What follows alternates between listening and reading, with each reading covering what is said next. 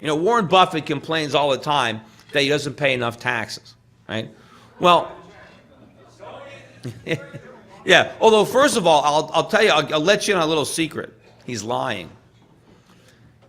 Warren Buffett, when he talks about the fact that he doesn't pay taxes, less than 1% of his income is earned as an individual.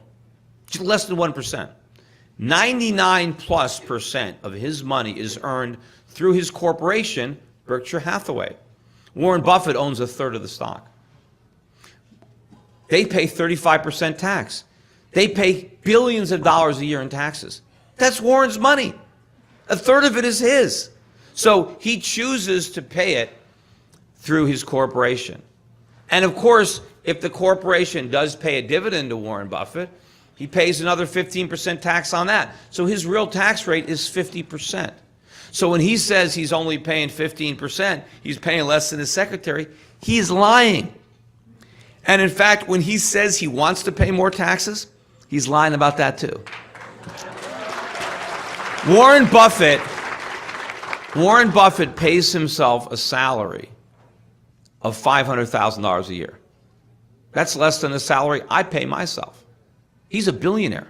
I'm not. Why does Warren Buffett work so cheap? Because he doesn't want to pay the taxes.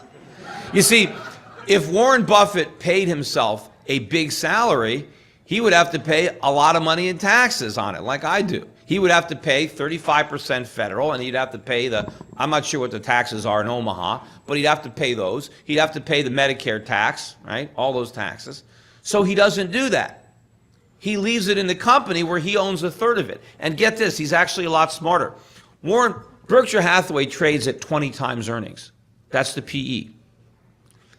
So every dollar that Warren Buffett doesn't pay himself in salary adds $20 to the value of Berkshire Hathaway stock. Now, if he owns a third of it, that's $7 for Warren. So if he doesn't pay himself a dollar, he's $7 richer. And now when he sells that stock, guess what his tax rate is? 15%. Right? So Warren Buffett is going out of his way to arrange his income to minimize his taxes. Then he goes and cries that he's not paying enough taxes, and he wants the government to raise them. He can raise his taxes anytime he wants. Just pay himself a salary, or just write a check to the government. But back to what I really wanted to talk about.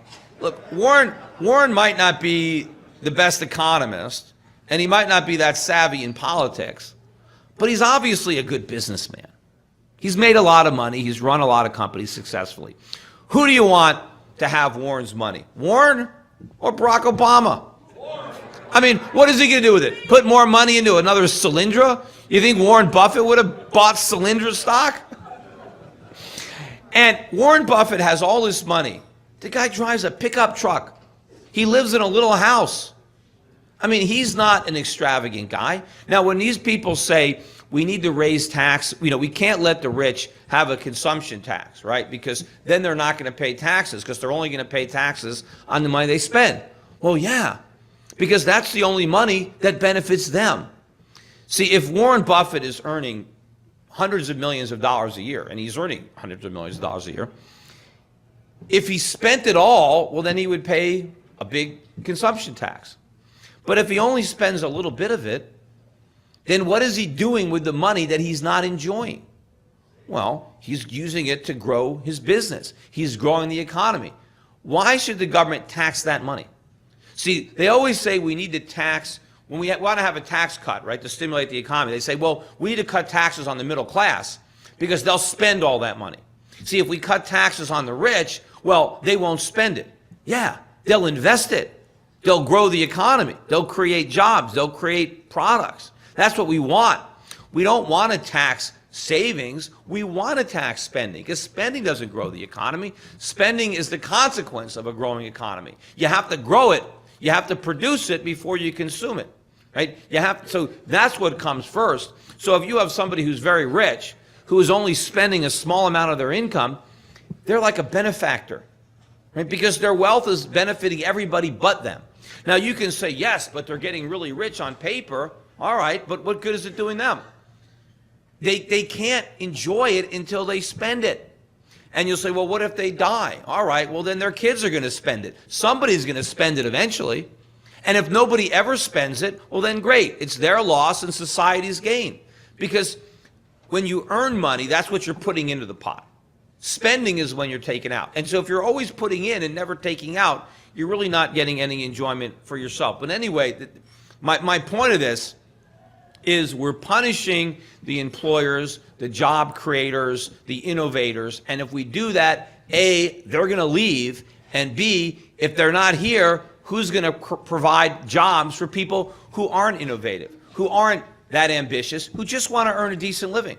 Well, if we chase out the entrepreneurs, there's nobody left to employ those people. So the entrepreneurs go and the workers have to follow because they have to go where the opportunities are. They have to go where the taxes are. And that's where freedom is. Just like some people will move to New Hampshire and leave New York or New Jersey because they want lower taxes and more freedom, people will leave New Hampshire and go to another country for the same reason. And if the businesses go, the workers will follow.